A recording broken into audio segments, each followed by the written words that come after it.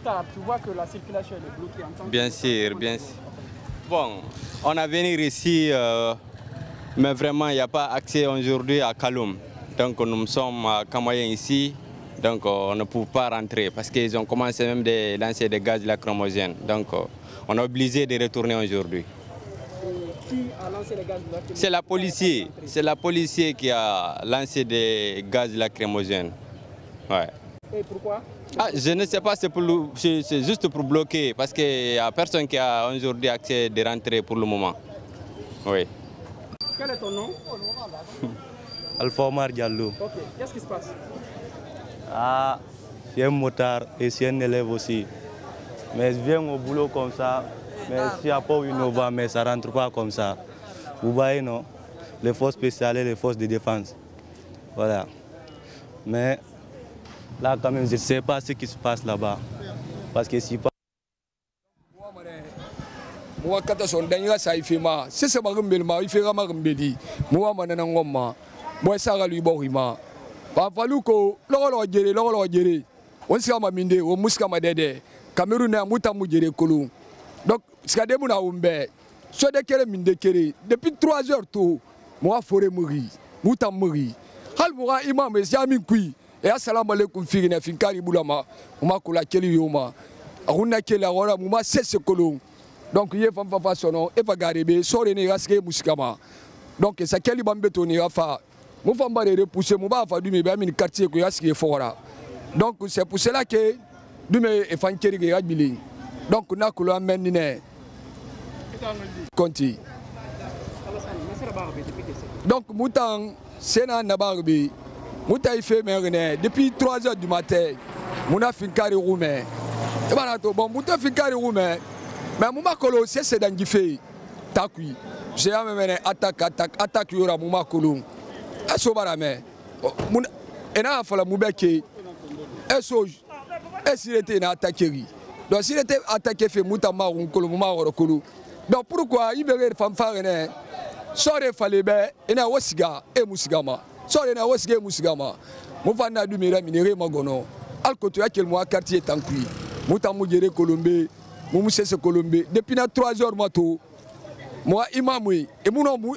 Et assalamu alaikum firine et boya minima finkari bulama on a katala be on a sali saifira ngeli Alassane Conté. Il y en a qui sont déjà arrivés à la maison centrale. Maintenant, est-ce qu'ils sont arrivés de plein gré ou on les a arrêtés? C'est à ce niveau-là, il y a des questions. Et pour Moussa Dadis Camara également, on ne peut pas l'affirmer avec certitude. Ce qui est sûr, c'est que tout à l'heure, on a écouté le ministre Charles sur des ondes de radio qui jouait ainsi le rôle de procureur pour rappeler effectivement les faits, mais mieux rappeler le retour de certains de ces évadés, notamment Moussa Keboro, qui pour lui, il pense que Moussa Keboro ne s'est pas rendu personnellement et qu'on l'aurait ramené Manu Multari parce qu'il a été effectivement ciblé. Disons, on a localisé Moussa Keboro et on l'a ramené à la prison centrale. Donc, ce qu'il a dit. Non, je viens de l'écouter tout à l'heure. Il a dit que Moussa Keboro n'avait pas le choix. Parce qu'il n'avait pas le choix. Voilà. Mais reconnaît qu'il s'est rendu de lui-même. De toute façon, je ne sais pas la différence entre le fait de se rendre sans avoir le choix.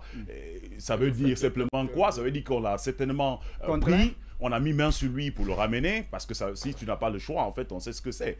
Et donc, l'autre élément qui nous intéresse, c'est qu'on parle aussi du retour de Goumou.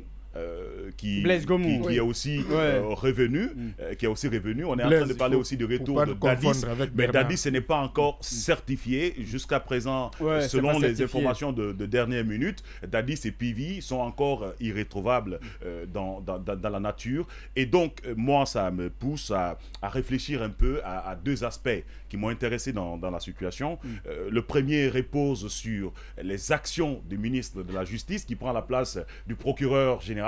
Normalement, le travail qu'il est en train de faire, c'est un travail le procureur qui devait normalement se lancer dans ce travail-là, dans l'information et surtout dans le rappel. Mais lorsque l'on menace des gens qui sont évadés pour dire, vous savez les sanctions qui vous attendent après, même si que vous revenez ou pas, c'est quand même extrêmement compliqué. Ça va pousser ces gens à prendre une certaine position, une posture. Justement, c'est mieux. J'ai trouvé ça un peu, de ne pas revenir, un peu maladroit. Oui, de ne pas revenir. Donc moi, je pense que dans un dans un moment pareil, il est extrêmement important de partir avec le dos de la cuillère pour effectivement doloter ces gens, afin qu'ils puissent revenir. Et lorsqu'ils sont là, on est libre de dire tout ce qu'on a envie de dire par la suite. Bien, Yacine voulait réagir. Oui. Alors, quand j'observe de plus près cette situation, je trouve quand même que le ministre a manqué de pédagogie dans ses déclarations.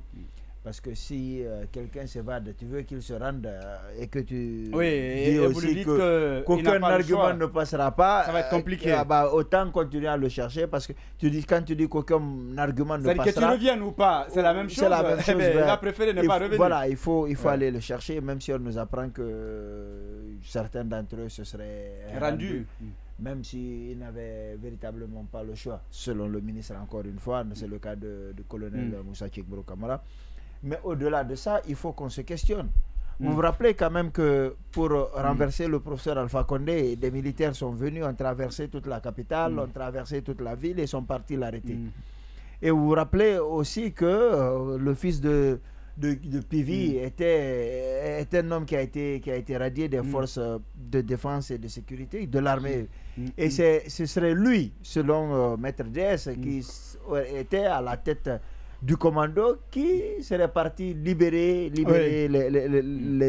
certains détenus.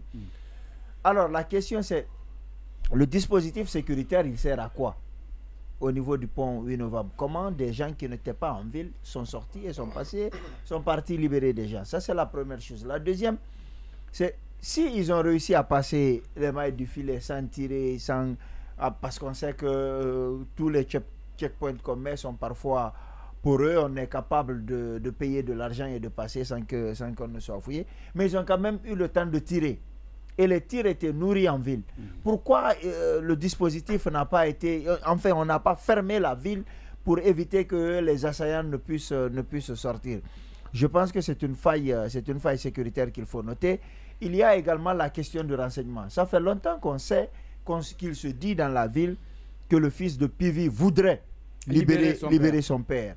Alors, si le fils de Pivi se met à la tête d'un commando, il arrive, si effectivement c'est lui, il arrive à la maison centrale pour libérer, c'est un problème, parce qu'on aurait peut-être pu dire que c'est un commando dont on ne sait pas la provenance qui est venu et qui a libéré ces gens-là. Mais même ça, à partir du moment où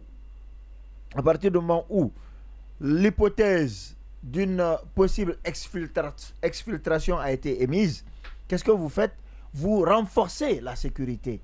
Et si cela n'est pas fait, c'est grave, parce que n'oubliez pas que nous sommes en transition et nous sommes un pays où, au niveau d'une partie de la ville, toutes les sensibilités se retrouvent. La présidence, mis à part la RTG, mais il y a quand même la RTG. Les institutions, le ministère. Bref, c'est le pays. Voilà, le centre névralgique, c'est là-bas. Et c'est là-bas aussi qu'il y a la maison centrale. Entre la maison centrale et la présidence, il n'y a pas 10 km. Donc vous imaginez, si on peut venir aussi facilement libérer des gens, et se retourner tranquillement. Il faut se retourner tranquillement avec des dispositions sécuritaires qui avaient été prises selon ce qui avait été dit. Je pense que le ministre de la Sécurité doit s'expliquer, le chef d'état-major de la gendarmerie doit s'expliquer, et celui qui gère les renseignements aussi doit s'expliquer. Ils doivent tous venir s'expliquer sur qu'est-ce qui s'est passé réellement, à quel moment. Il faut qu'on situe les responsabilités, parce que si on ne situe pas les responsabilités, on ne pourra pas éviter de tels actes. Je pense que les responsabilités auraient dû être situées après le coup d'État contre le professeur Alpha Condé. Ces responsabilités-là, si elles avaient été situées, je pense que ça nous aurait permis d'éviter ça. Et il ne faut pas oublier, j'ai entendu et Baila poser la question au ministre de la Justice sur est-ce que c'est des évadés, est-ce que c'est des gens qu'on a pris de force, etc. Il était formel que ce sont des évadés. Mais on se rappelle, on en parlait en off de cette situation d'AOB qui ont dit qu'ils avaient été amenés au lieu de force, contraints. AOB était, je ne sais pas, c'est vers Koléa, ils se retrouvaient à Lambagné, de Lambagné, ils sont allés au domicile du président Alpha Condé, il y avait entre autres PV dans cette situation. Je rappelle que c'est les PV qui étaient partis arrêter certains d'entre eux, et notamment les Jengila Goubou, etc.